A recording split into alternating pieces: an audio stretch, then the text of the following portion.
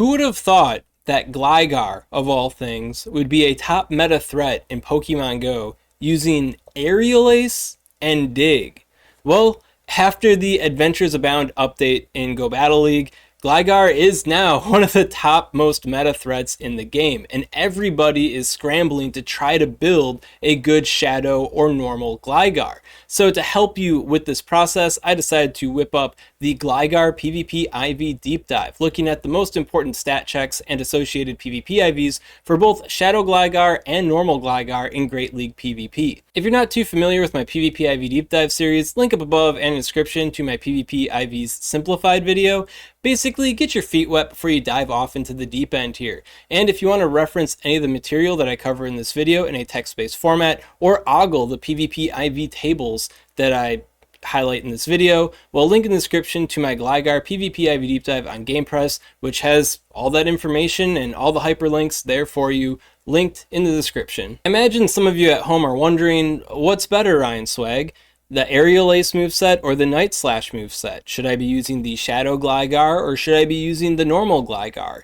And when it comes to Aerial Ace versus Night Slash, it really comes down to the coverage more than anything else. Aerial Ace is going to hit, fighting type, grass type, and dark type, and fairy type Pokemon a lot harder than what the Night Slash is going to do. Night Slash, on the other hand, hits psychic type and ghost type Pokemon harder. So if you want the Gligar to manage psychic and ghost types better, go with the Night Slash. If you're not too concerned about those matchups, then I'd say go with the Aerial Ace. On top of that, sometimes the higher damage per energy of the Aerial Ace can matter in a handful of neutral matchups, and sometimes the improved baiting, or at least the improved speed of the lower energy cost Night Slash can help out in some matchups. So it's like, you really got to pick and choose. Sometimes it comes down to team comp, sometimes it comes down to personal preference, but there isn't just like a broad sweeping pick one or the other 100% of the time. The one move that you will be picking 100% of the time is going to be that Dig, which is a good attack now. So yeah, at least we can rely on that there. Then when it comes to the Shadow versus the normal, it's also kind of a toss-up. Gligar isn't like Charizard is in the Great League, where you basically want to go with the Shadow 100% of the time. It's more like Charizard in the Ultra League, where the improved bulk of the non-Shadow can matter in enough matchups where you kind of have to pick and choose based off of what matchup differences exist for the Shadow and non-Shadow Gligar. And when it comes to that, I can't pokey-wrap every single matchup difference to you. So you have to check out on pvpoke.com, see what matchup differences there are, and then pick and choose which Gligar you're going to build off that. Of course, you could also check out this PvP IV Deep Dive here, and if you don't have good PvP IVs for one or the other, well, then that could be your deciding factor as well. And with that basic stuff out of the way, let's talk about the PvP IVs. So starting out with Shadow Gligar, here I have 135 different Shadow Gligar PvP IV spreads. And if you want to check out this list for yourself, link in the description to my article on GamePress, the Gligar PvP IV Deep Dive, which has hyperlinks to all the PvP IV tables that I'll be showcasing in this video.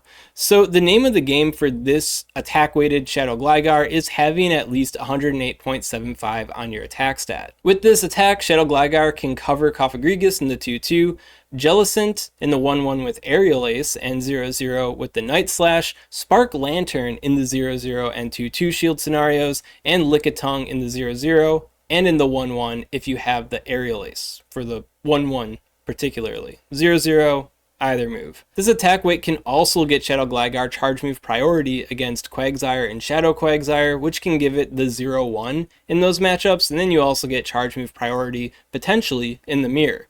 Now, the bigger target at the time of making this guide is going to be that Lantern, and our Lantern PvP IV Deep Dive, link above and description if you haven't checked it out already, recommends a higher defense weighted Lantern. Because of that higher defense weight recommendation, Shadow Gligar may need up to a 102 attack stat to get that breakpoint. And if you sort this list here by attack, you can see that only one IV spread is going to be getting that. Does that mean that the 7, 11, 13 is the hyper premium penultimate Shadow Gligar PvP IV spread?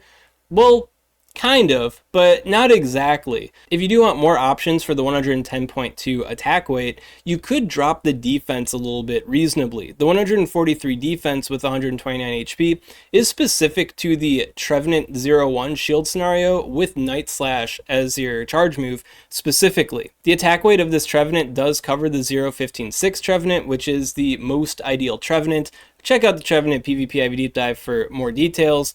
But basically, if you're not running Night Slash, you might not need this high level of defense, or at least this specific defense and HP combination. To that end, I feel like you could drop down to 141.51 defense with the 129 HP and maintain basically all of the bulk-based matchups for the Shadow Gligar here. One thing that you'll also be missing out on, in addition to the Trevenant, will be the Pelipper 2-1 shield scenario, but for Pelipper, you'll need a defense breakpoint of at least 142.13. If you are up against a slightly attack-weighted Pelipper, well then you're basically back at 143 on the defense with the 129 HP. Now you can take things in kind of a alternative direction as well. If you have a higher defense weight of 145.23, then you could reasonably drop down to 127 HP stat and maintain roughly the same amount of matchups. When it comes to that Pelipper though, pesky Pelipper, you'd still need 128 HP though, despite having the higher defense weight. So if you wanted to ogle something like that, you just gotta check out the PvP IV table, come down to the bottom, and then punch in like 141.5, and then you have that there, and you just make this a big number so you get all the options. So we got 275 different options now, and then yeah, you can see that there are plenty of 110.2 plus attack weights that meet this now lower defense stat check. And you can do similar for the higher defense, lower HP weight, but there aren't nearly as many extra attack weighted options here. This next list here encompasses Shadow Gligar's higher bulk weighted IV spreads, using 147.87 as the base defense with 129 HP again. And this defense is particular to the Bastiodon 0-1 shield scenario, but this higher bulk can basically shore up all the other bulk-based matchups as well. You know, no question about how much attack your opponent's running, you're probably going to get those bulk-based matchups yet. Just important to highlight here that the 147.87 is based on the rank 1 Bastiodon, so if you're expecting a slightly higher attack-weighted Bastiodon, such as the Bastiodons I cover in my Bastiodon PvP IV Deep Dive, link up above and in the description if you haven't checked that one out yet, then you might need a higher defense stat than the 147.87. That said, I feel like Bastiodon is kind of a dying breed here. Carbink is slowly replacing it in the Open Great League meta, and so for that reason, overall, I feel like going for the attack-weighted Shadow Gligar is probably the better option than going for this higher bulk-weighted one. This recommendation is purely based on Bastiodon and has nothing to do with the Dedenne 0-1 shield scenario, which you could possibly maybe lose if you don't have this higher quality of bulk.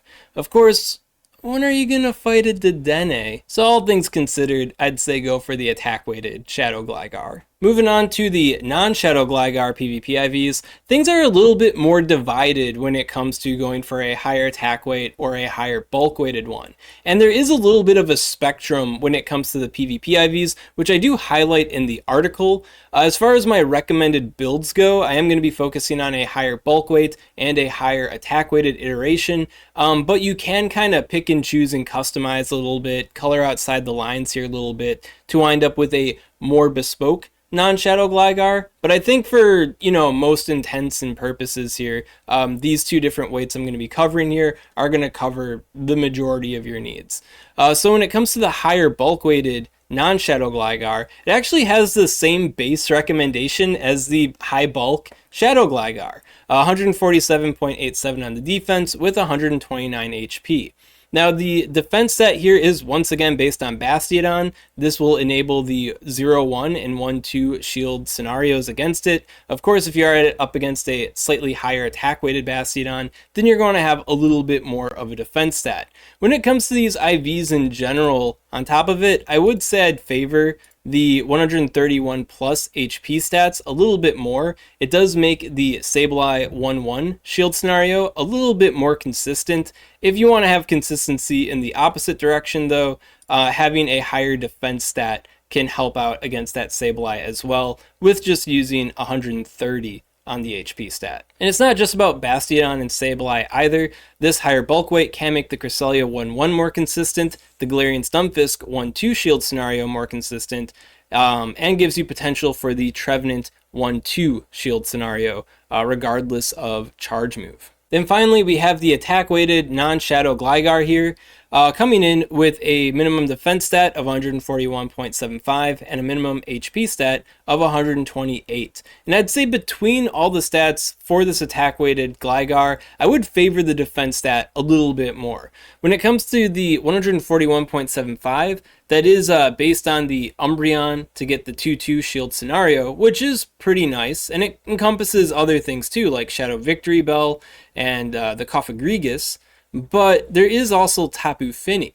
And Tapu Fini, you gotta trade to get those IVs, so chances are it might have a little bit of a higher attack weight going on.